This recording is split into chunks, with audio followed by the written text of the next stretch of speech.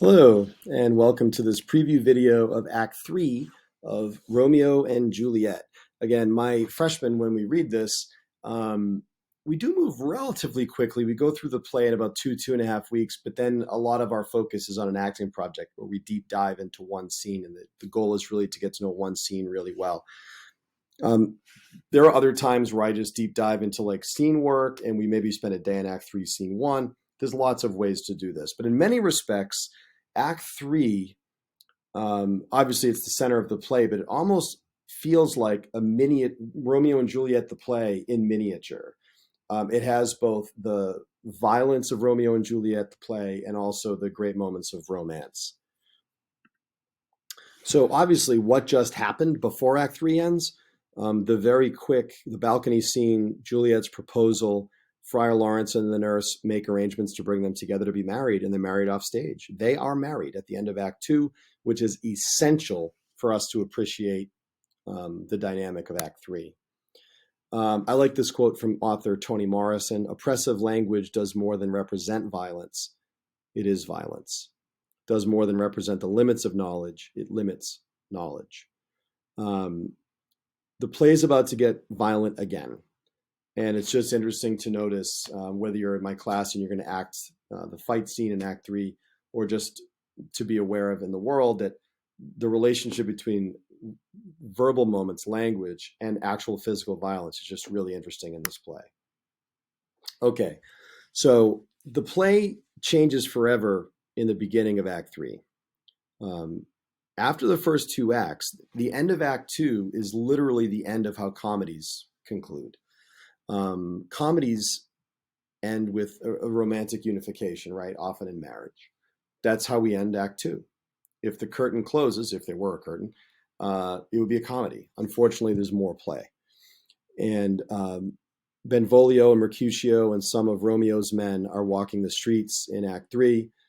Benvolio, ever the peacemaker, Romeo's cousin Benvolio, ever the peacemaker, worries because it's hot, and the Capulets, the other family, are abroad. They're out and about. And Benvolio remembers what the prince said, that if there's another fight, lives will pay the forfeit of the peace. Benvolio says, and again, if you're my student watching this, have your folder out, annotate, underline before you read and watch. Benvolio begins Act 3 by warning Mercutio, saying, "I pray thee, good Mercutio, let's retire, let's leave. The day is hot, the Capulets are out, they're abroad, and if we meet, we shall not escape a brawl, for now these hot days is the mad blood stirring." Mercutio then, from line 5 to 31, mocks his friend Benvolio, basically saying, "Oh, you're like one of those guys who goes into a tavern, puts his sword on the bar, and says, 'I have no need of thee.' In other words, I will never use you. You're just a ceremonial sword. I'm not a fighter." And there's lots of sort of sexual banter here because it's, Mercutio. Then Tybalt shows up, and there's more banter. Tybalt wants to see Romeo. Tybalt's not there to fight Mercutio. Tybalt wants to see Romeo. Remember, Tybalt was upset that the night before Romeo was at the Capulet party. That's what Tybalt's problem is. Unfortunately, he intersects with Mercutio. And Mercutio responds, Tybalt says, you consort with Romeo. Consort meant you hang out with Romeo, but it could also be interpreted sexually, like you have a gay relationship with Romeo. And Mercutio takes that double meaning, uses the word minstrel, which means a violinist, but minstrel was also code for a gay person. And minstrels would play the fiddle, so they'd use a fiddle stick, which was also code for a male sexual organ. So Mercutio could take any moment and make it a sexual joke. This obviously really upsets Tybalt, who has no time or patience for jokes of any kind and has serious business to do. And Benvolio is really, really worried that a fight's going to break out. Romeo shows up on line 57, and no one else there knows that he's married. And, Romeo obviously knows his current situation. And he says in line 61, here's the interesting thing, it's page 119 of the Folger. Um, Tybalt says, Tybalt says in line 61, Romeo, the love I bear thee can afford no better term than this. Thou art a villain. Pretty clear.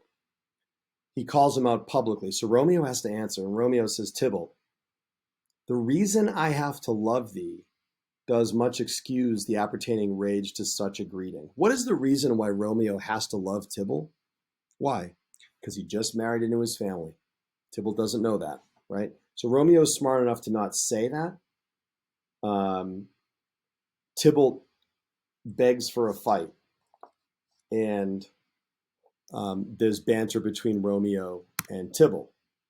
Now Mercutio intercedes, and what ends up happening is Mercutio and Tybalt sword fight, and Romeo gets between them, and Tybalt's sword goes through Romeo's arm and stabs Mercutio. Mercutio dies saying the famous lines more than once: "A plague on both your houses." A plague on both your houses. One of the most famous lines Shakespeare ever wrote. Plague during COVID and during the Black Death, kind of a sensitive term. But it's really, really interesting that this person who's loyal to the Montagues says a plague on both your houses. That's worth discussing, I think, in a class. Romeo then thinks on line 114 about what to do. He has a choice: stay happily married and safe, or defend his family's honor. He chooses the second thing. Romeo kills Tybalt and then realizes that the prince will punish him. And he yells, he doesn't say, why did I do this? Why did I make this choice? He says, I am fortune's fool. Fortune being the sort of like fate, like supernatural luck. That he's a plaything of the gods, essentially. He blames other forces. Now, Juliet finds out that Romeo is banished, and she says some really interesting things. She first comes across the nurse who is crying over Tybalt's death, which obviously Juliet would be sad about. But Juliet says, shall I speak ill of him that is my husband? Wherefore, villain, didst thou kill my cousin? All this is comfort, wherefore I weep then. It's comfort because my husband didn't die, right? Romeo is banished. To speak that word, his father, mother, Tybalt, Romeo, Juliet, all slain, all dead. In other words, my husband being banished, in other words, never be able to see him again. He's never welcome into this town again, and I can't ever see him again. That's worse than everybody I know dying. There's no end, no limit, measure bound in that word's death. No word that woe can sound. Where is my father, my mother? Now, Romeo's reaction to his banishment, he's with the friar. Romeo says, "'Tis torture and not mercy. Heaven is here where Juliet lives, and every cat and dog and little mouse, every unworthy thing live here in heaven and may look on her, but Romeo may not. More validity, more honorable state, more courtship lives in carrion flies than Romeo. He's banished. Flies may do this. So flies that eat dead animals are better off than Romeo because they can fly into Verona and see Juliet. Flies may do this, but I from this must fly. They are free men, but I am banished. And sayest thou yet that exile is not death? Hadst thou no poison mixed, no sharp ground knife, no sudden means of death, though ne'er so mean, but banished to kill me, banished? O friar, that damned used that word in hell. Romeo goes to the darkest, scariest place imaginable, learning that he can't see Juliet again. Then we're reminded of the most boring man in maybe all of Shakespeare, definitely in this play, Paris, the guy that Juliet's dad wants her to marry. And Juliet's dad says in Act 3, Scene 4, line 23, that he's going to speed up the wedding between Juliet and Paris to Thursday. This is really, really important. Every movie you've ever seen, Netflix show you've ever seen, book you've ever read, has a way to speed up to the climax of the story. And this is the way Shakespeare does it here. It's going to force Romeo and Juliet to make some choices soon. And then Romeo and Juliet, the morning after their only night together, spoiler, like all couples in love, don't want the night to end. When you're in love and you're in the company of your beloved, you never want it to end. And Juliet Romeo goes to leave. It's the morning, and Juliet says, "Wilt thou be gone? It's not yet near day. It was the nightingale and not the lark that pierced the fearful hollow of thine ear." So clearly not. Clearly it's the lark welcoming in the day, not the nightingale.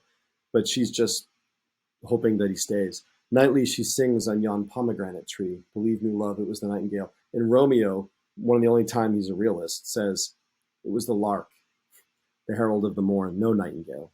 Look, love, what envious streaks do lace the severing clouds in yonder east. Night's candles are burnt out, and jocund day stands tiptoe on the misty mountain tops. I must be gone and live, or stay and die." So I think the fight scene is important to deep dive in. I also think Romeo's super emotional response to being banished is interesting. And then Juliet sort of wrestling with her cousin's death and Romeo's banishment is, again, a series of thoughts. Is she emotional? Yes. But she's more thoughtful than Romeo. And that's kind of interesting to pay attention to. What I ask my students to do simply is to reflect on who or what is most to blame for the deaths, the two deaths in Act 3, Scene 1. And we make a list on the board of all the options, Romeo, Tybalt, Mercutio, fate, right?